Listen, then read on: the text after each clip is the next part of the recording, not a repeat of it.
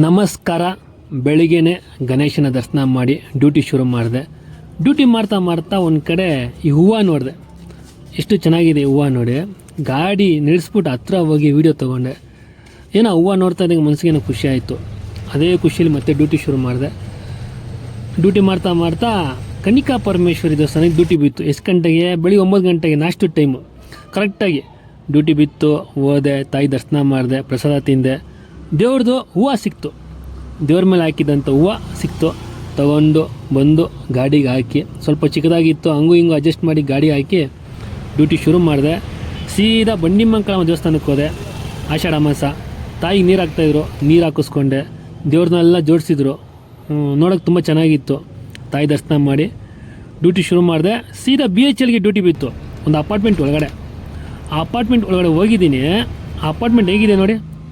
Apartment ಒಳಗೆ biscuit ಇದ್ದಂಗಿದೆ ಒಂದು apartment.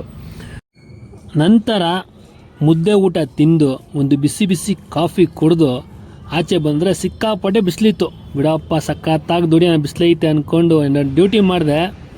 ಇದ್ದಕ್ಕಿದ್ದಂಗೆ ಮೋಡ, ಮಳೆ ಬರೋಂಗಾಗೋಯ್ತು. ಮಳೆ ಬರೋಲ್ಲ ಬಿಡು ಅಂತ ಡ್ಯೂಟಿ ಶುರು ಮಾಡ್ತಾಯಿದ್ದೀನಿ. ಮಳೆ ಶುರು, ಜೋರು ಮಳೆ. ನಿಲ್ಲಿಸ್ಬಿಟ್ಟೆ ಒಂದು ಅರ್ಧ ಗಂಟೆ ಗಾಡಿ. ನೋಡಿದ್ರೆ 1.5 ಅವರ್ ಆಗೋಯ್ತು ಮಳೆ ನಿಲ್ಲೋದಕ್ಕೆ. ಮತ್ತು ಮಳೆ ನಿಲ್ತು. ಮತ್ತು ಗಾಡಿಯೆಲ್ಲ ಒರೆಸ್ಕೊಂಡು ಎಲ್ಲ ಕ್ಲೀನಾಗಿ ರೆಡಿ ಮಾಡಿಕೊಂಡು ವಾಶ್ರೂಮ್ಗೆಲ್ಲ ಹೋಗಿ ಕೆಲಸ ಮುಗಿಸ್ಕೊಂಡು ಇನ್ನೊಂದು ಕಾಫಿ ಅಲ್ಲ, ಈ ಸತಿ ಬೂಸ್ಟ್ ಕುಡಿದು ಡ್ಯೂಟಿ ಶುರು ಮಾಡ್ತಾಯಿದ್ದೀನಿ. ಯಾಕೋ ಇದ್ದಕ್ಕಿದ್ದಂಗೆ ಮನಸ್ಸಿಗೆ ಬೇಜಾರಾಗೋಯ್ತು. ಏನೋ ಗೊತ್ತಿಲ್ಲ, ಅವಾಗವಾಗ ಈ ರೀತಿ ಬೇಜಾರಾಗೋಗ್ತೈತೆ. ಗಾಡಿ ನಿಲ್ಲಿಸ್ಬಿಟ್ಟೆ, ತಲೆ ಕೆಟ್ಟೋಯ್ತು. ಯಾವ ಡ್ಯೂಟಿನೂ ಹೋಗೋಕ್ಕಾಗಲಿಲ್ಲ.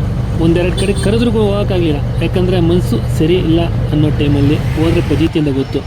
ಅಲ್ಲಲ್ಲಿ ಗಾಡಿ ನಿಲ್ಲಿಸ್ಕೊಂಡು ನಾನೇ ಏನೋ ಯೋಚನೆ, ಏನೋ ಬೇಜಾರು. ಸೀದಾ ನಾಗಸಂದ್ರ ಸರ್ಕಲ್ ಹತ್ರ ಗಾಡಿ ಹಾಕ್ಬಿಟ್ಟೆ. 1-2-3 ಅವರು ಸುಮ್ಮನೆ ಮೊಬೈಲಲ್ಲಿ ಅದು ಇದು ನೋಡ್ತಾಯಿದ್ದೆ ವೀಡಿಯೋ.